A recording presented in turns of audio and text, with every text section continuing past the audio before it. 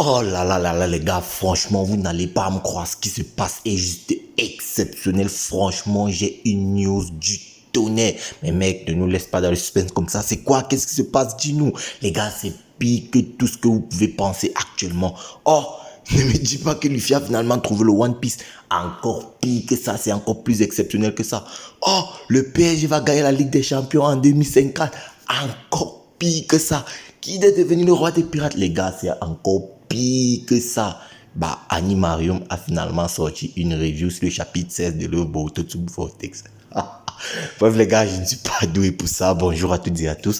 J'espère que vous allez bien, que tout se passe pour le mieux pour vous. Bienvenue sur la chaîne, je suis Animarium. Aujourd'hui, on se retrouve pour une nouvelle vidéo sur l'univers de Boruto Tsubou Vortex. Et aujourd'hui, on se retrouve pour l'analyse et la revue du chapitre 16. Bon, directement, on va entrer dans le vif du sujet de notre vidéo parce que c'était quand même un chapitre assez intense. C'est un chapitre très bon. Les intrigues qui y sont développées sont vraiment exceptionnelles. Mais avant d'analyser les intrigues qui sont développées dans ce chapitre, on va directement commencer par aborder le sujet de Ikemoto qui semble dessiner avec sa main dans sa culotte. Bon les gars, déjà moi j'aimerais m'arrêter sur un truc. Pourquoi est-ce que dans la dernière interview, c'est-à-dire l'interview récente qu'il y a eu en France, c'est-à-dire l'interview de 2024 là où Ikemoto et Kishimoto sont venus en France pour nous donner certaines informations sur les œuvres Naruto et Boruto, bah ils ont clairement précisé que ce soit l'histoire ou encore les dessins, c'est assuré et géré par Ikemoto, mais à chaque fois, à chaque chapitre, on a sur les pages de couverture de l'œuvre Boruto, bah, l'écriture de l'histoire, c'est-à-dire le scénario et tout, c'est assuré par Kishimoto et le dessin, c'est assuré par Ikemoto. Parce que là, ça cause vraiment un problème parce que dans le dessin, tu sens vraiment la patte Ikemoto. Tu sens que ça, c'est pas Masashi Kishimoto. Et pourquoi ici je parle des dessins? Ben, si je parle des dessins, c'est parce qu'il y a eu une énorme polémique sur ce chapitre concernant les dessins, étant donné que en fin de chapitre, on a eu une Yodo qui nous a été présentée avec un string. Bon, les gars, je ne sais pas quoi. En fait, de base, moi, je vais pas vous mentir. Si j'avais lu ce chapitre sans avoir regardé les polémiques, sans avoir suivi les polémiques qui sont sur la toile concernant cet aspect-là, franchement, je serais vraiment passé à côté. Moi, je n'aurais pas forcément prêté attention parce que lorsque moi, je lis des mangas et tout, je n'accorde pas trop d'intérêt aux détails.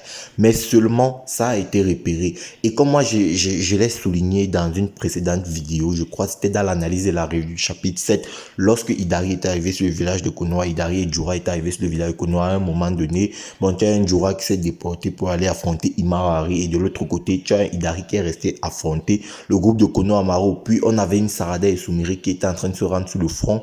Et à un moment donné, moi, j'avais déjà fait la remarque selon laquelle comment est-ce que Sumire comptait-elle se battre avec une robe aussi courte? Pourtant, il devrait possiblement se mettre à plusieurs pour affronter un adversaire aussi puissant que Hidari.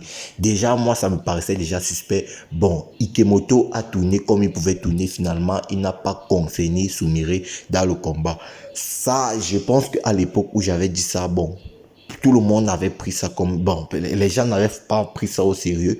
Là, je peux comprendre. Sauf que bon, il y a eu beaucoup de choses qui ont été dites dans leurs interviews et ça aussi, ça a fait beaucoup de polémiques dans l'interview qu'ils ont sorti en France à Paris, je crois il y a 2 mois peut-être, si je dis pas de bêtises. Bref, dans leur interview, bon, Masashi Kishimoto a prononcé les propos sexy. Bon, je sais pas comment ça se dit en japonais. Et ça aussi, ça a fait énormément de polémiques. Pourquoi? Parce que bah, le thème sexy était associé à une jeune gamine d'à peine 16 ans. Maintenant, Ikemoto est en train de faire la Java. Le mec, ça, il se lâche franchement. Déjà, Ikemoto, moi, je tiens à te dire, si tu passes sur cette vidéo un jour, je ne sais pas, on ne sait jamais.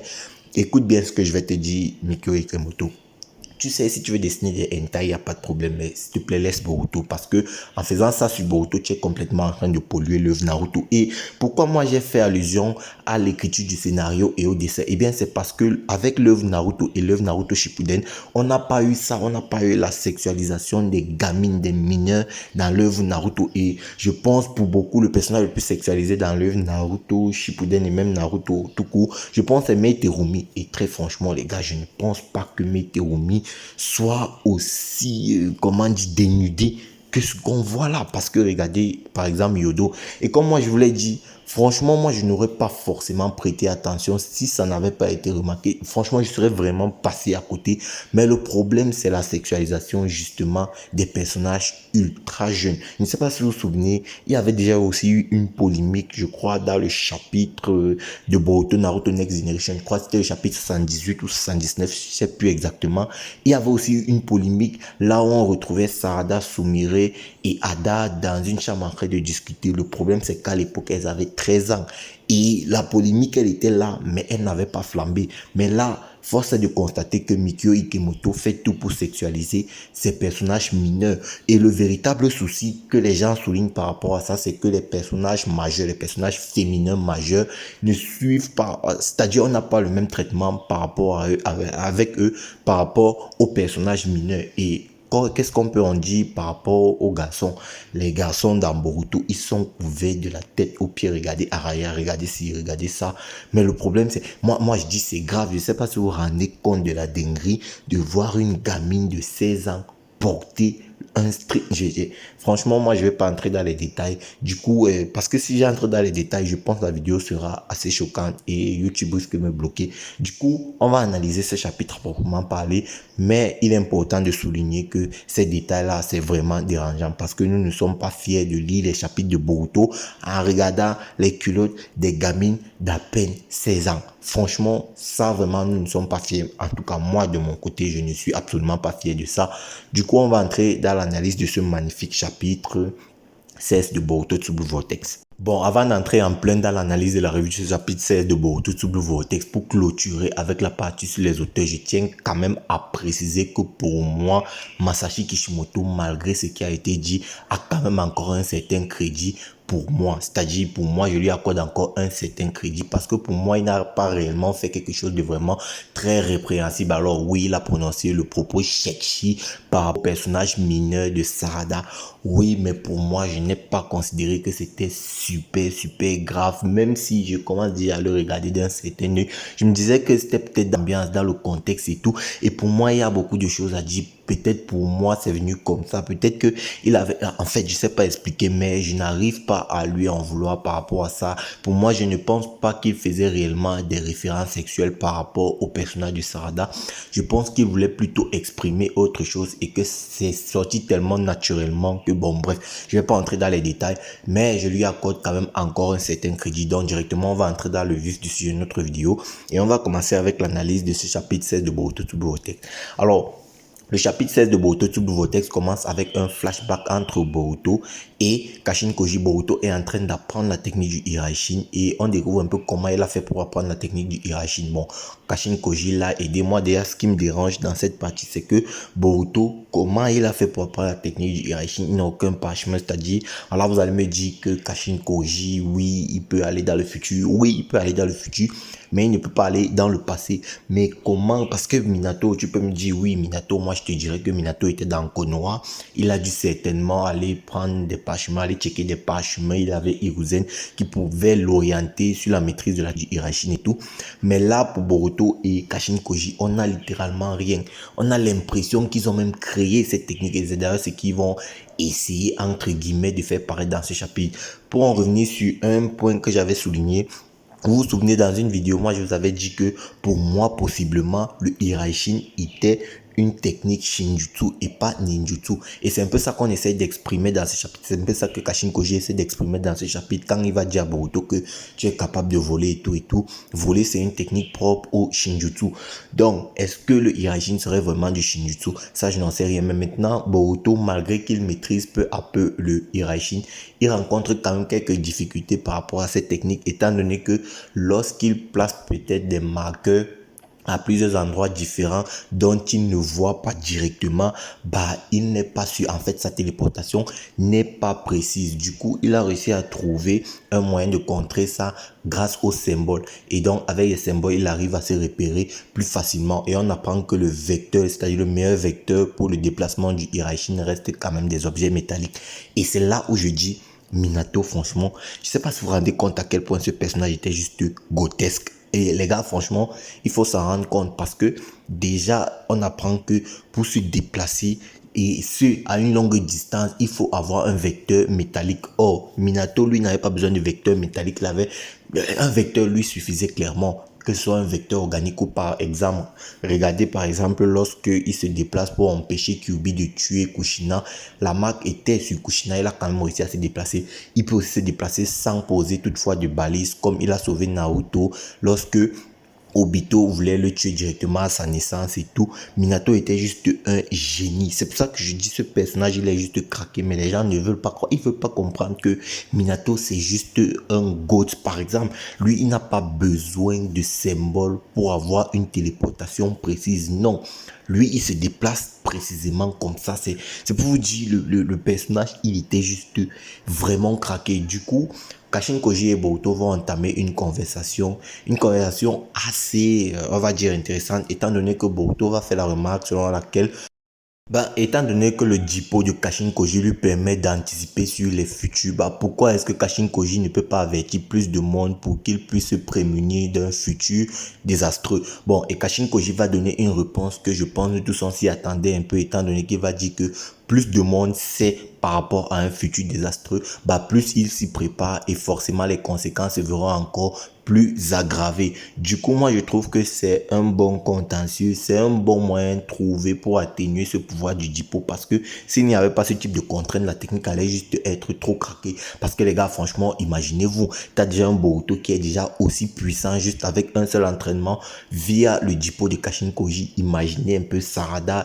derrière qui s'entraînait de la même façon, Mitsuki ou quoi. Non, on aurait juste des personnages beaucoup trop craqués. Et d'ailleurs, concernant l'entraînement et les personnages trop craqués, moi je me dis aussi, il est possible que Kashin Koji lui aussi maîtrise le Hiraishin. Moi je vous dis, Kashin Koji, il n'est pas loin actuellement d'être le GOAT de Boruto, parce que depuis que Boruto Tsubu Vortex a commencé, on l'a pas forcément vu se battre, mais la possibilité qu'il soit un personnage extrêmement puissant actuellement, elle existe très clairement. Et du coup, Kashin Koji va nommer ceux qui ont connaissance de leur futur, du futur qui pourrait être désastreux en fait. Ceux qui ont connaissance des pouvoirs du Dippo et des futurs relatifs au Dippo sont des singularités. Et directement, il va faire la remarque selon laquelle Ada va certainement écouter leur conversation à un moment ou à un autre, que ce soit dans le futur ou pas. Du coup, Ada qui, elle, ne peut pas regarder dans le futur, mais uniquement dans le passé, va comprendre que elle aussi, elle est une singularité, étant donné que elle aussi, elle a compris, elle connaît toutes les informations concernant le dipôt de Kashin Koji, étant donné qu'elle a épié la conversation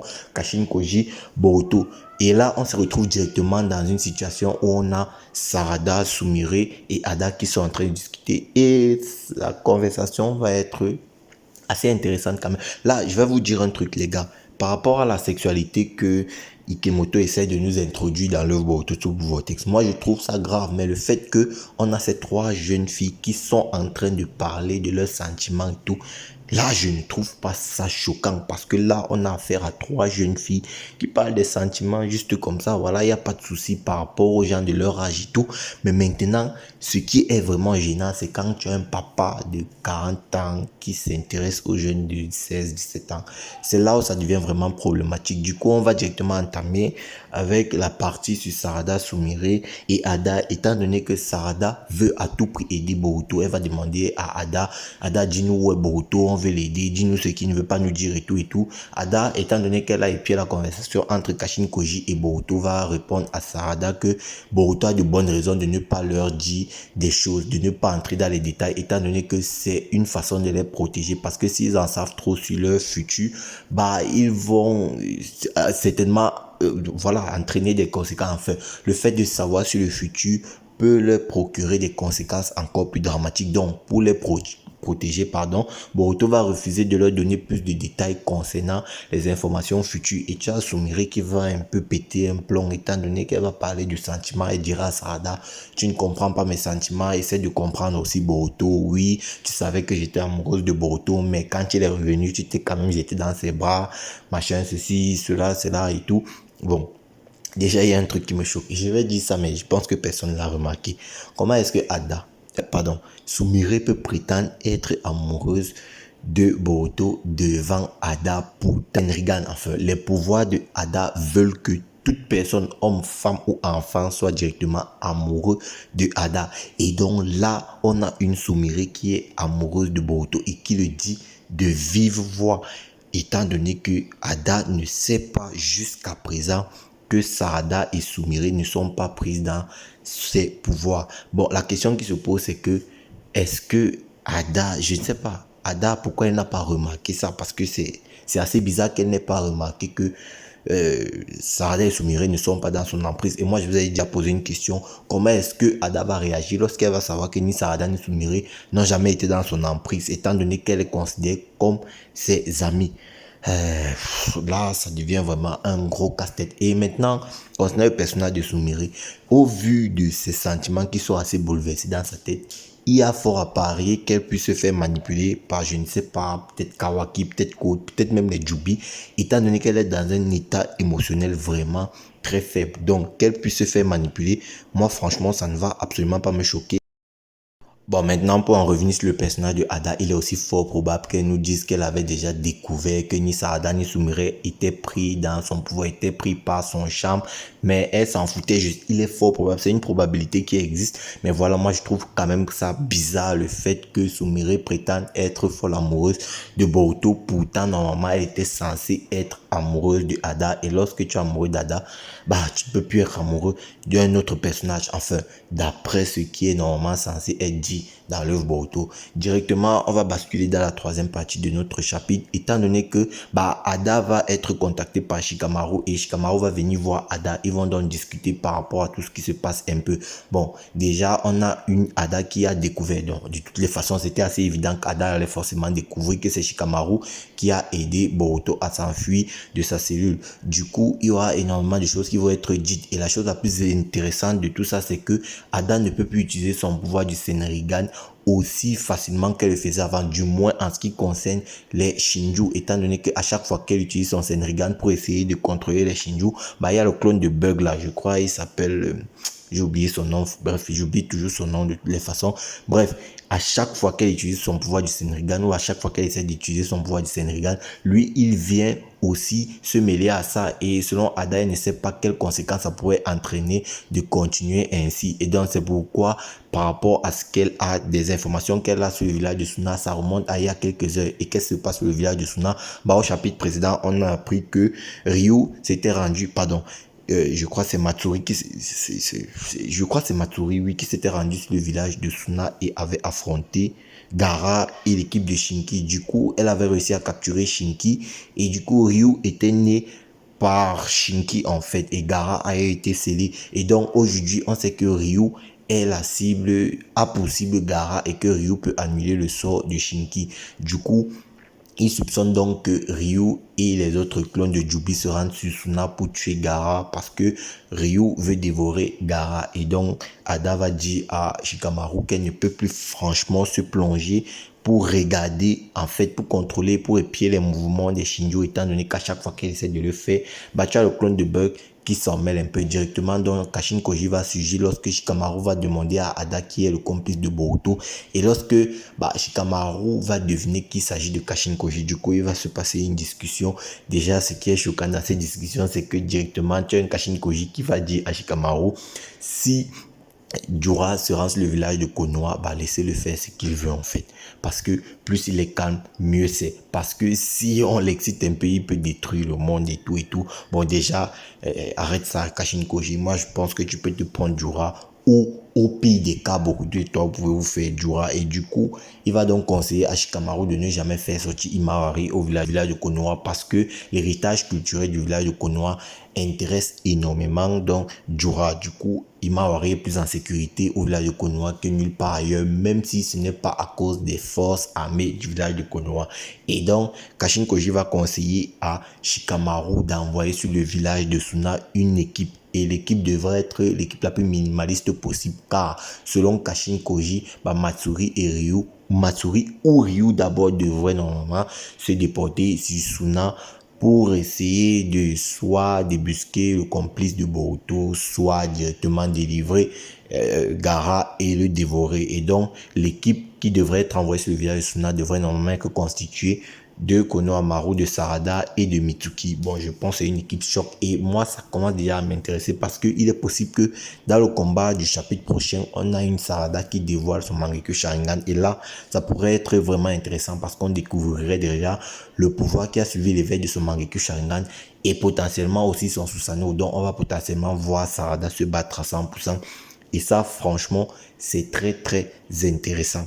Autre chose aussi de très intéressant dans ce chapitre, eh bien, c'est la relation mentor-élève entre Kashin Koji et Boruto, étant donné que lorsque Kashin Koji cause avec Shikamaru, il remercie Shikamaru d'avoir permis l'évasion de Boruto. Je sais pas si on s'en rend compte, c'est-à-dire on nous montre un peu une sorte de relation Jiraiya-Naruto, mais de la perspective de Kashin Koji, Boruto, c'est vraiment exceptionnel. Ça prouve que les deux personnages se sont extrêmement bien attachés et ça, franchement, c'est assez cool quand même. Sinon, que pour revenir sur le village de Suna, lorsque Sarada, Mitsuki et Konohamaru arrivent sur le village de Suna, ils font directement la rencontre de Yodo et de l'autre là, j'oublie son nom, et de Araya, voilà.